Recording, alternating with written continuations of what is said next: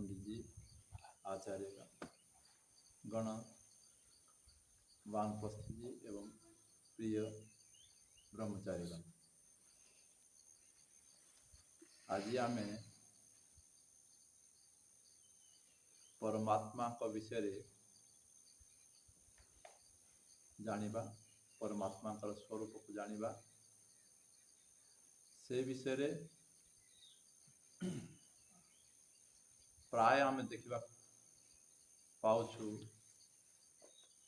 बाह्य जो जगत रे लोक माने तांकर स्वरूप विषय जो चिंतन करुचंती, जो विचार करुचंती, जहाँ तांकर धारणा अच्छी ता से धारणार सहित जो परमपिता परमात्मा वेद माध्यम रे आमको वेद उपदेश माध्यम रे यजुर्वेद 40 अध्याय 8 नंबर मंत्र रे परमात्मा सेटा स्वरूप सेठी वर्णित करा जायछि। परमात्मा स्वरूप सेठी अच्छी वर्णना जे सपर्यगात शुक्रमकायम वृणम मशनाविरम शुद्धम पापविद्धम कबीर मनीषी परिभू स्वयंभू रियाता तथ्यतो अर्थान व्यददाच्छा स्वतिभ्य समाभ्य। तो परमात्मा विषय एठी कहा जायछि सपर्यगात, परमपिता परमात्मा पर्यगात अर्थात सब जगार आगर पहुँची अच्छा, सर्वत्र विद्यमान अच्छा। बहुत थर आम भावुछु जे मनीष माने जो भावती परमात्मा हरिद्वार वृंदावन रे काशी रे अच्छी, से भावना को लेकर से जगह को कौन करती सेठी निजर मनस्कामना पाई निजर इच्छा पूरण करने सेठी प्रार्थना करने जाती। कौटी जाती कि पुरी को जाऊँगी कि द्वारिका जाऊँगी कि नहीं, कहीं जाऊँगी को प्रार्थना कर अर्थात सेठी परमात्मा सेठी अच्छी।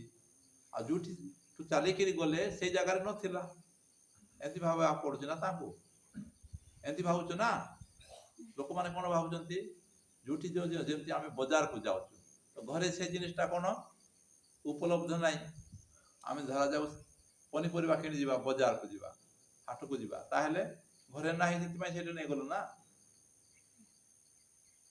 अथवा जेकोसी जिनिस तो से भाया भगवान को आमर जो मैंने जानी ना वेद पढ़ी ना ऋषिकृत ग्रंथ को पढ़ी ना किसी ऋषि महर्षि मानकर बाणी को शुणी ना से माने भावुंट भगवान तीर्थ जगह मानक अच्छा आटा को गले भगवान दर्शन करी भगवान को पाइबी से अच्छा अन्य जगार किए माने कि बहुत लोक मैंने कहते मठ मंदिर अच्छा एमती भावुंट ना से जगह को जाऊँ किंतु वेद कहते आमर आर्य समाज नियम रे भी कहुई कौन कहुई परमात्मा विषय परमात्मा सचित आनंद स्वरूप निराकार। निराकार अर्थ कौन आकार रहित अर्थात कला धला नील अन्य वर्णरु रहित एते बड़ एते सान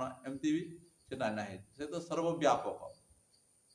तो जो माने जानी ना से माने गोटे स्थान विशेष कहले गोटे जगार से निर्दिष्ट जगार अच्छी अन्य जगार परमात्मा नहांती। किसी लोक माने भावुंट जे परमात्मा ये भाया आकार नहीं आसती जमती भगवान राम भगवान कृष्ण भगवान विष्णु भगवान ब्रह्मा ये भाया परमात्मा किसी दिन तले आचार्य जी कहते ना कौन कहते परमात्मा जो गुण कर्म स्वभाव अनुसार भिन्न भिन्न ना जाक दि जामती जड़े शिक्षक अच्छा जिते से पाठ पढ़ाती से ना कौन कर शिक्षादान करवा अवस्था कौन गुरुजी की अथवा शिक्षक से व्यक्ति जिते घर को जीवे ताहले से समय कौन कह जाउची तांकू तांकर निजर परिवार पुओ झियो माने से माने कौन कहती तांकू हाँ जन्म करिसंती सेति पई निजर संतान माने तांक कौन कहजंती पिता कहजंती कि नहीं तो से भलिया परमात्मा गोटे निर्दिष्ट जगह वाला रहिबा वाला नुह सेठी मंत्र रे कह जायती सपरियगात शुक्रम शुक्रम अकायम अव्रणम आओ से कहा जाए शीघ्र कार्य अत्यंत आमे जो जगह को जीवा से जगह पूर्व से स्थित रहंती विद्यमान रहंती से जगह पूर्व ही परमात्मा कौन रहंती शुक्रम शीघ्र कार्य आओ कह जाए अकायम अकायम कहले काया एठी कहले अकाय काय कहले शरीर मन मनोवाणी काया कहछु कि काया मनोवाणी शरीर कह जाउछि कि नहीं तो से काया जो कहछु आमे काया तो शरीर अकायम कायारु रहित कौन रहित काया कहले कौन शरीर काया कहले कौन यदि अकायम कहले काया वाला नहीं शरीर वाला नहीं परमात्मा कौन नुहंती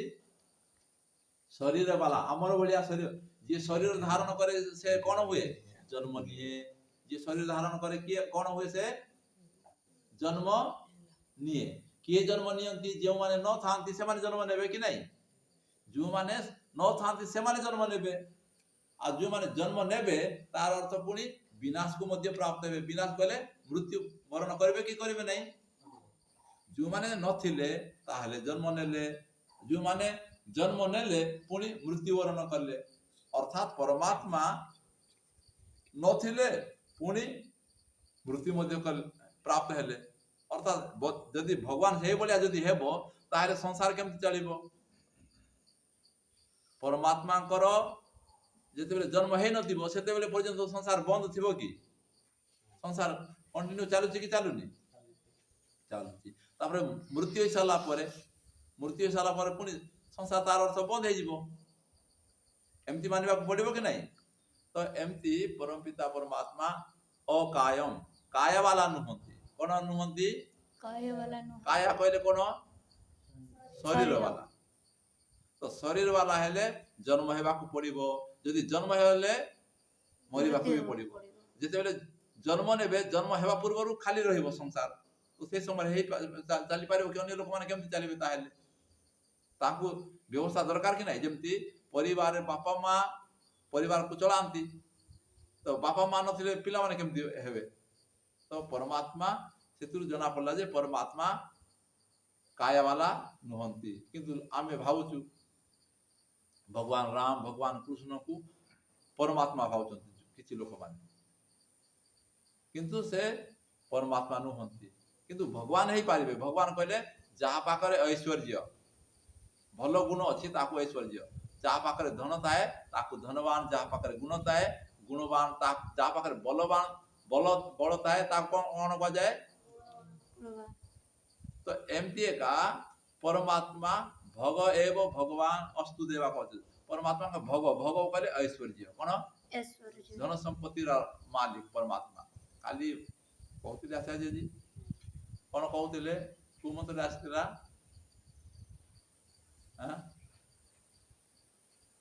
अग्नि शब्द आसला ना तो परमात्मा ज्ञान स्वरूप प्रकाश स्वरूप तो एठी मंत्र कहला भग एव भगवान जा पाकर ऐश्वर्य भंडार अछि सारा संसार जेते धन संपत्ति अछि से सब कार परमात्मा कर तो तेनु करी आ ता पर प्रकारे परमात्मा का पाकरे अनेक गुण अछि भलो भलो गुण अछि दया गुण अछि परमात्मा पाकरे आओ न्यायकारी गोटे गुण अछि तो भलो भलो गुण जा पाकर थिबो ताकू से ताकू मध्य ऐश्वर्य कहा जाए कौन कहा जाए ज्ञान गुटे ऐश्वर्य तो तेनु करी परमात्मा भगवान मध्य अटंती आओ मनुष्य मध्य भगवान ही पारे जहा पाकरे भलो गुण थिबो ताकू ऐश्वर्यवान कहा जाए आ धन जहा पाकर थिबो से अनुसार ऐश्वर्यशाली परमात्मा अटंती तेनु एई मंत्र रे जो आमे कहूचु जे परमपिता परमात्मा आकार प्रकार वाला नुहंती ଐଶ୍ୱର୍ଯ୍ୟଶାଳୀ ଅଟନ୍ତି। ତେଣୁକରି ପରମାତ୍ମାକୁ ଭଗବାନ ମଧ୍ୟ କୁହାଯାଇଛି। ଆଉ ସେଇ ଭଗବାନକୁ ଆମେ ଯଦି ଭଗବାନ ରାମ ଭଗବାନ କୃଷ୍ଣ ଏଇଭଳିଆ ଯଦି ମାନିକିରି ପରମାତ୍ମା ଭାବିଦେବା ରାମକୁ କୃଷ୍ଣକୁ, ତାହେଲେ କ'ଣ ହେବ? ଭୁଲ ହେବ। ତେଣୁ ପରମାତ୍ମା ଅକାୟମ ଆଉ ଅବ୍ରଣମ। ଅବ୍ରଣମ କହିଲେ କ'ଣ? ବ୍ରଣ କହିଲେ ଘା। ଘା ହେଲେ କ'ଣ ହୁଏ? ଶରୀର ଭିତରେ କ'ଣ ହୁଏ? ସେଠି ଖଣ୍ଡିଆ ଖାବରା ହୁଏ। ସେଇ ଜାଗାରେ ସେ ସ୍ଥାନରେ କ'ଣ ହୁଏ? ଖଣ୍ଡିଆ ଅର୍ଥାତ୍ ସେ ଜାଗାରେ ପଚି ସଢ଼ିଯାଏ, ନଷ୍ଟ ହେଇଯାଏ। ଗୋଟେ ଚମଡ଼ା ବଢ଼ିଆ ଥିବ, ଆଉ ଗୋଟେ ଜାଗାରେ ବଢ଼ିଆ ନଥିଲେ ସେଇଟା କ'ଣ ହେଇଥାଏ? ସେ ଜାଗାରେ ଖଣ୍ଡିଆ ଖାବରା ହେଇଥିବ, ପଚି ସଢ଼ି ଯାଇଥିବ, ଘା ହେଇଯାଇଥିବ। ତ ଅବ୍ରଣ, ବ୍ରଣବାଲା ନୁହନ୍ତି, ଅର୍ଥାତ୍ ନଷ୍ଟ ହେବା ବାଲା ନୁହନ୍ତି ପରମାତ୍ମା। ଅବ୍ରଣମ। ଅସ୍ନାବିନମ, ସ୍ନାୟୁ ରହିତ। ସ୍ନାୟୁ କହିଲେ ଆମ ପାଖରେ ନସନାଡ଼ି ଅଛି କି ନାହିଁ? ତ ଅସ୍ନାବିନମ, ସ୍ନାୟୁ ବାଲା ନୁହନ୍ତି ପରମାତ୍ମା।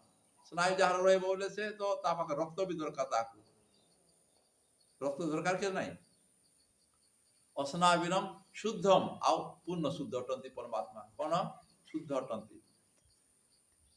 ଅସ୍ନାବିନମ ଶୁଦ୍ଧମ ଅପାପ ବିଦ୍ଧମ, ପାପରୁ ଯୁକ୍ତ ନୁହନ୍ତି। ପାପ କହିଲେ କ'ଣ? ମିଛ କହିବା, ଚୋରି କରିବା, ଅନ୍ୟାୟ ଅଧର୍ମ କରିବା, ଏଇଟା ସବୁ କ'ଣ? ପାପ କର୍ମ।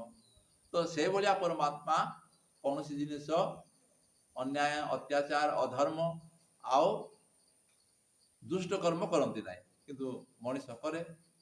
ମଣିଷମାନେ କରନ୍ତି କି ନାହିଁ? ଛୋଟବେଳେ ଅଜ୍ଞାନରେ କରନ୍ତି, କିଛି କିଛି ଜାଣିକିରି ବି କରନ୍ତି, ଅଭିମାନ ଅହଙ୍କାର ଦ୍ୱାରା କରନ୍ତି।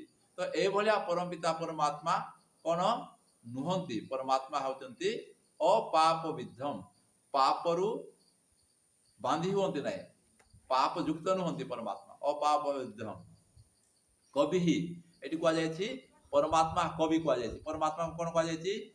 କବିର ଅର୍ଥ ସର୍ବଜ୍ଞ। କବିର ଅର୍ଥ କ'ଣ? ସର୍ବଜ୍ଞ କହିଲେ କ'ଣ? ସର୍ବଜ୍ଞ କହିଲେ କ'ଣ? ହଁ ଜି, ସର୍ବଜ୍ଞ କହିଲେ ଯିଏ ସବୁ କିଛି ଜାଣନ୍ତି। କ'ଣ? ଯିଏ ସବୁ କିଛି ଜାଣନ୍ତି ତା କ'ଣ କୁହାଯାଏ? ସର୍ବଜ୍ଞ। ତ ପରମାତ୍ମାକୁ ଏଇଠି କବି କୁହାଯାଇଛି। କବିର ଅର୍ଥ ସର୍ବଜ୍ଞ, ସବୁ କିଛି ଜାଣିବା ବାଲା ପରମାତ୍ମା। ଆମେ ଜନ୍ମଠାରୁ ନେଇକିରି ଆଜି ପର୍ଯ୍ୟନ୍ତ କ'ଣ କ'ଣ କାମ କଲୁ, ସେ ସମସ୍ତ କାମକୁ ସେ ଦେଖୁଛନ୍ତି ଆଉ ଜାଣୁଛନ୍ତି।